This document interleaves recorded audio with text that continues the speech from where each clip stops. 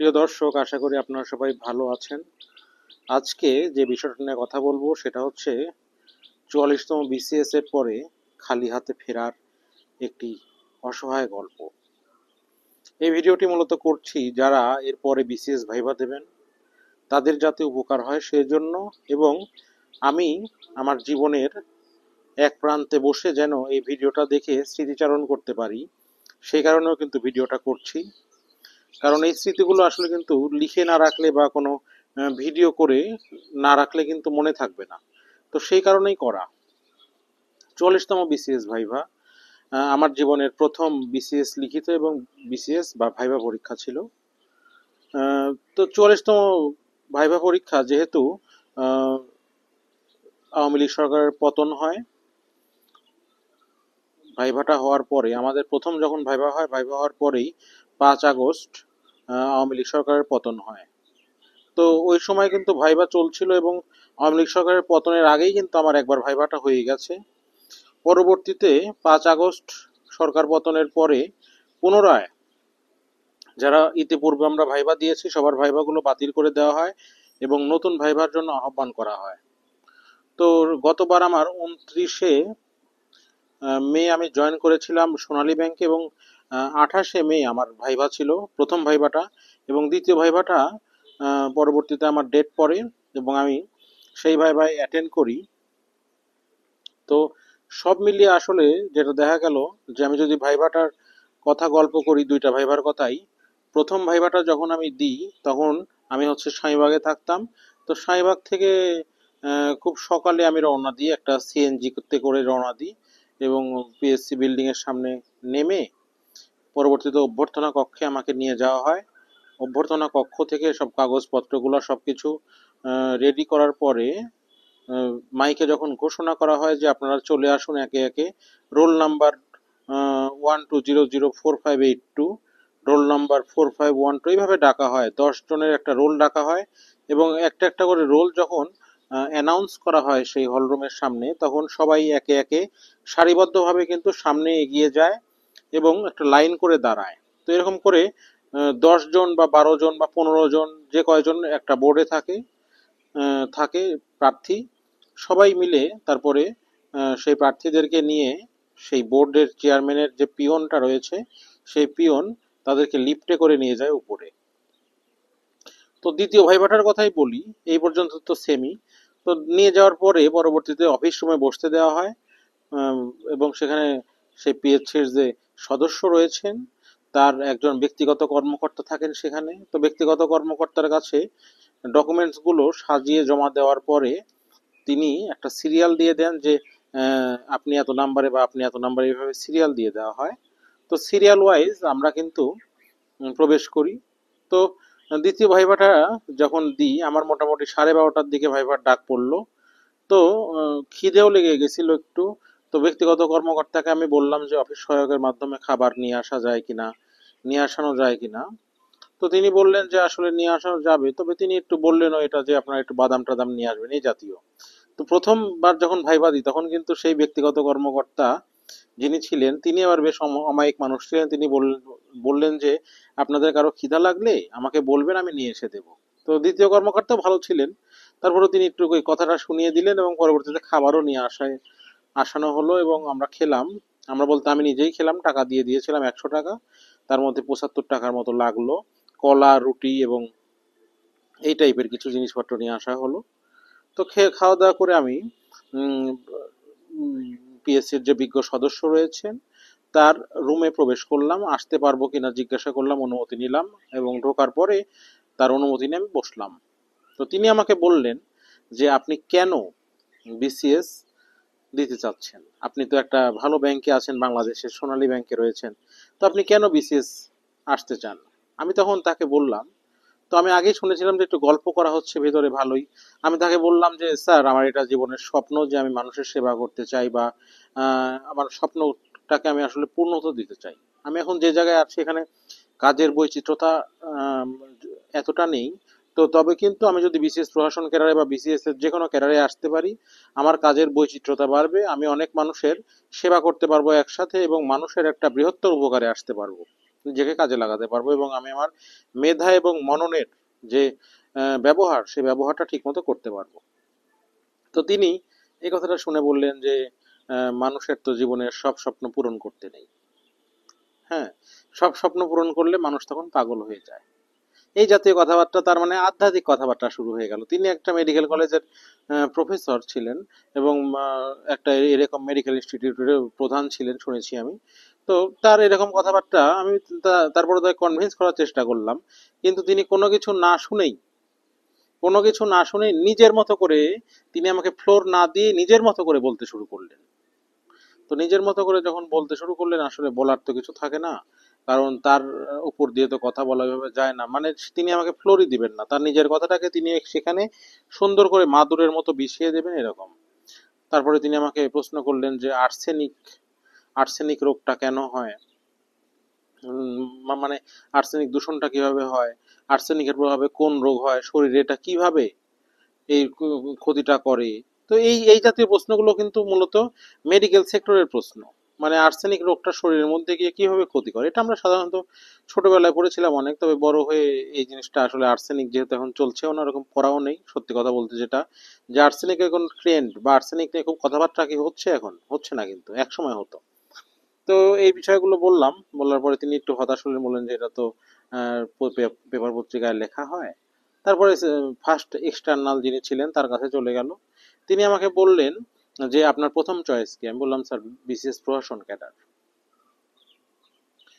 BCS প্রশাসন। তারপরে আমি আহ, আমাকে প্রশ্ন করা হলো যে বিসিএস প্রশাসন ক্যাডারে আপনি যে পদে জয়েন করবেন সেই পদটার নাম কি। আমি তখন বললাম স্যার সহকারী কমিশনার। ঠিক আছে, সহকারী কমিশনার। তো সহকারী কমিশনারের পরে তিনি আমাকে বললেন যে নদী শিকস্তি এবং নদী পয়স্থি কি। নদী শিকস্তি এবং নদী পয়স্থি, তো আমি বললাম যে নদী শিকস্তি নদী পয়স্থির যে সংজ্ঞাটা, অর্থাৎ নদীর ভাঙনের ফলে ক্ষতিগ্রস্ত মানুষ এবং পরবর্তীতে ক্ষতিপূরণ করে দেওয়ার যে অবস্থা, এই জিনিসটা আমি ঠিকভাবেই বললাম। তো এটা তিনি আমার উত্তরটাও গ্রহণ করলেন, কিন্তু যে চেয়ারম্যান ছিলেন তিনি কোনোভাবেই আমার উত্তরটা গ্রহণ করতে চাচ্ছিলেনই না। আমি যাই বলি না কেন তিনি গ্রহণ করেন না, আমি বুঝতেই পারছি তার বডি ল্যাঙ্গুয়েজ দেখে যে আমি যাই বলি না কেন তিনি গ্রহণ করবেন না। আমাকে বললেন যে ভূমি প্রশাসন, তো ভূমি আপনি যেহেতু এসিল্যান্ড হিসেবে কাজ করবেন, তো উপজেলা ভূমি অফিসে আপনি কি কি পরিবর্তন আনতে চান। আমি বললাম স্যার ডিজিটালাইজেশনের মাধ্যমে দেখা গেল ওয়ান স্টপ সার্ভিসের ব্যবস্থা করতে চাই, তারপরে কেউ যাতে ঘুষ গ্রহণ না করতে পারে সার্বক্ষণিক মনিটরিং করতে চাই, এবং সেই সাথে সবকিছু আর কি, যে কোনো যে কেউ যাতে এই সেবাটা গ্রহণ করতে পারে এবং আমার অফিসের যে দুর্নীতি সেই দুর্নীতিটা বন্ধ করতে চাই। এইভাবে বললাম, সুন্দরভাবেই বললাম। তিনি আমাকে একটু ক্লু দিতে পারতেন যে তিনি কি চাচ্ছিলেন। তিনি মানে কোনোভাবেই ইয়ে করলেন না যে নিচ্ছিলেন না উত্তরগুলো, বলছেন না আমি তো আসলে আরো উত্তর চাচ্ছি, আপনাদের প্রজন্মের মানুষগুলো তো আরো এটা জানার কথা, এইভাবে বলছিলেন। তো মানে এই জিনিসগুলো শুনে কিন্তু আসলে নিজের, আপনাকে যদি কেউ ভাইবা বোর্ড এমনি একটা নার্ভাস হওয়ার জায়গা, কিন্তু আপনাকে যদি কেউ বারংবার এই জাতীয় কথাবার্তা বলে, আপনি কিন্তু আসলে খেই হারিয়ে ফেলাটাই স্বাভাবিক। সেকেন্ড এক্সটার্নালের কাছে গেল, আপনি তখন বলা হলো আপনি যদি পুলিশে জয়েন করেন তাহলে আপনার প্রথম পদ কি হবে। অত্যন্ত সহজ প্রশ্ন, এটা আসলে বিসিএস এর কোনো প্রশ্ন হয় কিনা, ভাইবার প্রশ্ন হয় কিনা আমার জানা নেই। আমি বললাম সহকারী পুলিশ সুপার। তারপরে আমাকে বললেন যে একজন সহকারী পুলিশ সুপার, গ্রাম পুলিশের কাজ কি। আমি বললাম যে গ্রাম পুলিশের কাজ হচ্ছে ইউনিয়ন পরিষদে তারা সংযুক্ত থাকে এবং গ্রাম অঞ্চলের যে নিরাপত্তা বিধান করা, যে কোনো উৎসবে নিরাপত্তা বিধান, আইন শৃঙ্খলা রক্ষা করা এবং রিলিফ কাজে সহায়তা করা, এই জাতীয় জিনিসগুলো বললাম। মানে নিজের জ্ঞানেই বলে দিলাম। মোটামুটি আমার মনে হয় যে উত্তরগুলো ঠিক ছিল। তো এই সবগুলোই মোটামুটি এভাবে পারলাম। বলল যে আচ্ছা এসআই পুলিশের একটা সর্বনিম্ন পদের নাম কি। বললাম কনস্টেবল। তিনি বললেন যে কনস্টেবল কি গ্রেপ্তার করার ক্ষমতা রাখে। আমি বললাম হ্যাঁ স্যার, গ্রেপ্তার যদি তার কাছে ওয়ারেন্ট থাকে সেক্ষেত্রে তিনি গ্রেপ্তার করতে পারেন, এটাও বললাম। সবকিছু মিলিয়ে পরবর্তীতে আমাকে প্রশ্ন করা হলো যে কাজী নজরুল ইসলাম তাকে কবে বাংলাদেশের নাগরিকত্ব প্রদান করা হয় এবং কাজী নজরুল স্মৃতি বিজড়িত 3টি স্থানের নাম বলুন। তো এই প্রশ্নটা করা হয়েছিল আমাকে। তো আমি মনে করি যে আমার এই ভিডিওটা শেয়ার করার মাধ্যমে ভবিষ্যতে যারা ভাইভা প্রার্থী তাদের একটা উপকার হবে, এবং আহ, এই যে একটা বড় একটা বিসিএস, তারপরে খালি হাতে ফেরার যে গল্পটা, আমি যদিও নন ক্যাডারে টিকেছি, এখন নন ক্যাডারের যেহেতু কোনো মেরিট লিস্ট দেয় না, সেহেতু আমি বুঝতে পারছি না যে আমি কত দূরে আছি বা কাছে আছি। কিন্তু আমার এই যে দীর্ঘ 4 বছরের যে বিসিএস যাত্রা, 21, 22, 23, 24, বলা যায় 4 বছরের, সম্পূর্ণ পুরা 4 বছরের আমি এখন সোনালী ব্যাংকে কর্মরত আছি। তো আমার জীবনের কিন্তু স্বপ্নই ছিল বিসিএস ক্যাডার হওয়া, কিন্তু আমি হতে পারলাম না। আমার অনেক পরিশ্রম বৃথা গেল, আমার অনেক কষ্ট, অনেক রাত জাগা, তারপরে দিনের পর দিন জীবনের মহামূল্যবান সময়গুলোর পিছনে ব্যয় করলাম। কিন্তু দিন শেষে এই খালি হাতে ফেরার গল্পটা অনেকের কাছেই কিন্তু মানে আসলে কি বলবো, আপনারা যারা এখনো ফেস করেননি তারা বুঝতে পারবেন না যে এই জিনিসটা আসলে কতটা কষ্টের, কতটা কঠিন একটা বিষয়। কারণ মানুষ কিন্তু তার জীবনের যে গ্র্যাজুয়েশনের পরে সময়গুলো, সেই সময়গুলো সে বিসিএস বা যে কোনো একটা ভালো স্বপ্নের পেছনেই সে করে, কিন্তু সেই স্বপ্নের সর্বশেষ ফলাফল যদি শূন্য হাতে ফেরা লাগে, এর চেয়ে কঠিন বিষয় আমার মনে হয় না কোনো কিছু আছে। এবারকার বিসিএস এ একই পদে বারবার রিপিট ক্যাডার নিয়োগ দেওয়া হয়েছে, অর্থাৎ পূর্ববর্তী বিসিএস এ যিনি অ্যাডমিন পেয়েছেন, শিক্ষা পেয়েছেন, তিনি এই বিসিএস এও একইভাবে অ্যাডমিন পেয়েছেন, আরেকজন শিক্ষা ছিল, শিক্ষায় পেয়েছেন। এরকম করে অনেক রিপিট হয়েছে। এবং সেই সাথে পদ বৃদ্ধি কিন্তু প্রত্যেকটা বিসিএস এই পদ বৃদ্ধি করা হয়, কিন্তু কোনো এক অজানা কারণে 44তম বিসিএস এর পদও বৃদ্ধি করা হলো না। 430টা পদ বাড়ানোর কথা ছিল, কিন্তু এই পদগুলো কোনো এক অজানা কারণে কিন্তু বৃদ্ধি করা হলোই না। আজকের আকাশটা অনেক সুন্দর, কিন্তু আমার মনের অবস্থাটা আসলে এতটা ভালো নয়। তারপর আমি একটু কথা বললাম, মন খারাপ করে আসলে লাভ নেই, কারণ বিসিএস যাত্রা আমাদের এটা শিখিয়েছে যে what ever going on, don't be upset, সামনে এগিয়ে চলাই হচ্ছে মূল মন্ত্র। তো সবাইকে ধন্যবাদ। ভিডিওটি লম্বা হয়ে গেল, ভিডিওটি আশা করি ভালো লাগবে, কারণ এটা বাস্তব জীবনের একটা অভিজ্ঞতার গল্প। এবং এই অভিজ্ঞতা এমন একটা অভিজ্ঞতা, যে অভিজ্ঞতা আমি এখন যেখানে দাঁড়িয়ে ভিডিওটা করছি, এটা আমাদের বাড়ির ছাদ। তো এই ছাদে বসেও কিন্তু আমি দিনের পর আমি ভরে উঠে পড়েছি, অনেক পড়াশোনা করেছি, বিসিএস এর স্বপ্নকেই পূর্ণতা দেওয়ার জন্যই আসলে এই পড়াশোনাটা করেছিলাম। দেখা যাক, এখন আমি জানি না যে আসলে কি অপেক্ষা করছে, এরপরে হয়তো কোনো বিসিএসও আমি আর অ্যাপ্লাই করব না। তো এই ছিল আসলে গল্পটা, কারণ বিসিএস জার্নিটা আসলে এখন আমার বয়সটাও মানে আস্তে আস্তে আপের দিকে রয়েছে, যদিও চাকরির বয়স রয়েছে এখনও, তারপরও ইচ্ছা নেই আসলে আর।